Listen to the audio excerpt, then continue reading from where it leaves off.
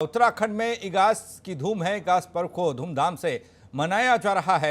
इगास बुग्याल पर्व पर झूमे विधानसभा अध्यक्ष भी भैलो खेलकर धूमधाम से मनाया जा रहा है पर्व। गढ़वाली गीतों पर नाच हुआ। एक दूसरे को इगास पर्व की शुभकामनाएं दी गई।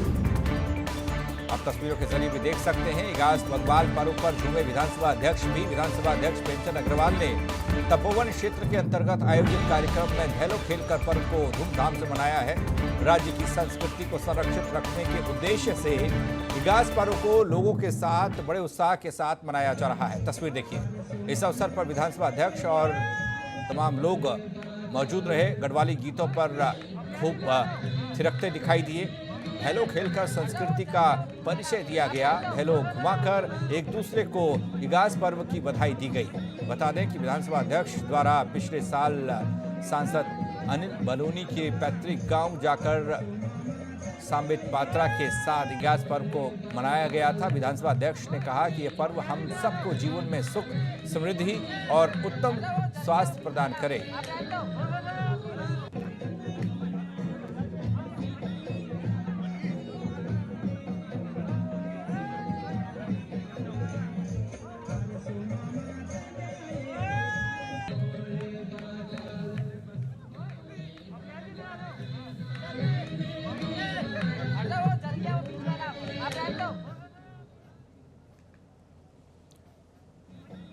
तो नवीन जुड़े हमारे साथ, हमारे सहयोगी। नवीन, हम देख पा रहे हैं गैस की धूम है उत्तराखंड में, खासकर गढ़वाल के क्षेत्र में, और देहरादून में भी इसकी झलक देखने को मिली। इन सब के बीच सवाल ये है कि तमाम तस्वीरें तो आ रही हैं, लेकिन कांग्रेस ने तो मांग सार्वजनिक अवकाश की कर दी है।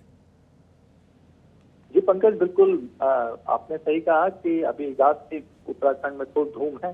खासतौर पे राज्यसभा सांसद अनिल बलूनी के मुहिम के बाद और विधानसभा अध्यक्ष और मुख्यमंत्री सहित सभी लोगों ने, इस बार बड़ी खास बात ये रही कि सभी लोगों ने लोगों से अपील की कि वो लोग इस खास त्योहार को, जो लोक संस्कृति का त्योहार है उत्तराखंड का, जिसको बड़ी परंपरागत तरीके से मनाया जाता था, लेकिन पिछले कुछ समय से ये विलुप्ति की कगार पे खत्म हो रही थी, तो इस संस्कृति को बचाने के लिए पहल की गई थी।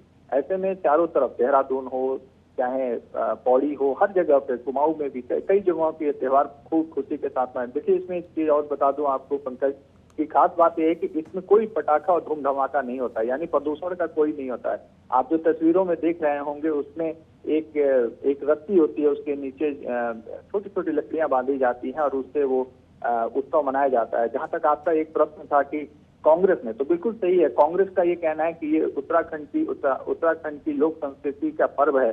जब छठ के पूजा पे आप छुट्टी दे सकते हैं, जो कि पूर्वांचल का मुख्य पर्व है, तो ऐसे में उत्तराखंड में जो ये लोक संस्कृति का पर्व है, लोगों के दिलों में बसा हुआ पर्व है, ऐसे में उत्तराखंड में क्यों नहीं छुट्टी सार्वजनिक घोषणा की जाती। इसको लेकर सरकार पे उन्होंने तंज भी कसा है कांग्रेस ने। नवीन, जिस तरीके से आपने कहा कि चाहे वो जो सांस्कृतिक त्योहार थे, जो धरोहर थे, वो लुप्त हो रहे थे और अपनी पहचान खो रहे थे, उन्हें एक बार फिर से जिंदा करने की कोशिश ये है।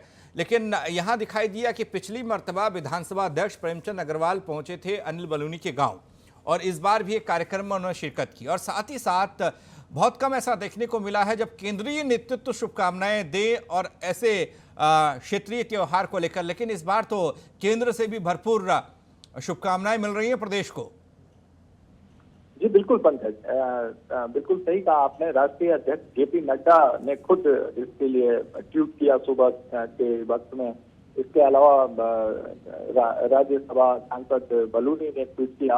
और आपको एक बात और बता दूं कि यहाँ पे भी जो यहाँ के कैबिनेट के मिनिस्टर है, जैसे रेखा आ रहे हैं और जो भी लोग हैं, सभी ने 3-4 दिन पहले ही इस बात को कह दिया था कि वो इस बार अपने पैतृक गाँव, पैतृक घर पे जाके इस दिवाली को, इसको बूढ़ी दिवाली भी बोलते हैं, इसको मनाएंगे हर्षोल्लास के साथ। तो निश्चित तौर पे इस संस्कृति को बचाने के लिए ये इगास पर्व या बूढ़ी दिवाली, जो भी लोग जिस भी अपने क्षेत्र में बोलते हैं, उसको मनाने के लिए ये जिस तरीके से चीजें सामने आई हैं, लोगों को जोड़ के और परंपरागत, और विधानसभा अध्यक्ष नाच रहे हैं ढोल ढमाऊ पे, खुशियां मना रहे हैं, तो ये एक अच्छा संदेश है। एक परंपरा को, लोक संस्कृति जो खत्म होने जा रही थी, उसको बचाने का एक संदेश है, और आने वाले उन पीढ़ियों को भी एक संदेश है कि वो इस चीजों को जाने समझे। सियासी चश्मे से क्या हम इसको देख सकते हैं? सियासी चश्मे से हम क्या इन त्योहारों को देख सकते हैं? वो इसलिए क्योंकि गाड़ गधेरों की बात करने वाले पूर्व मुख्यमंत्री उत्तराखंड के कांग्रेस के हरीश रावत, कांग्रेस के वरिष्ठ नेता, उन्होंने तमाम उत्तराखंडी त्योहारों की बात की और उन त्योहारों को मनाया भी। और शायद ही उस वक्त कोई ये जानता था या फिर कोई ये करना चाहता था कि इन त्योहारों को एक बार फिर से जिंदा किया जाए। क्या ये क्रिया की प्रतिक्रिया है? अब इसे बीजेपी ने भी अपने कल्चर में डाल दिया कि अगर त्योहारों का जिक्र करेंगे तो फायदा मिलेगा।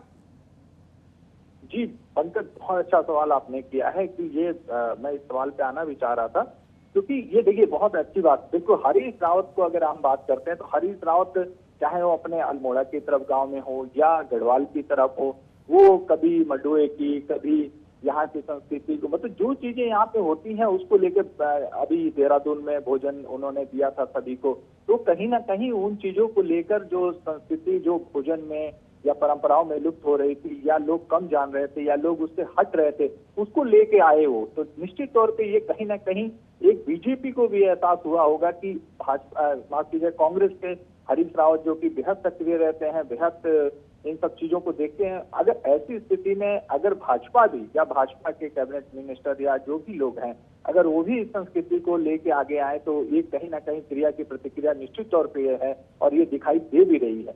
जी, बहुत शुक्रिया आपका नवीन इस जानकारी के लिए।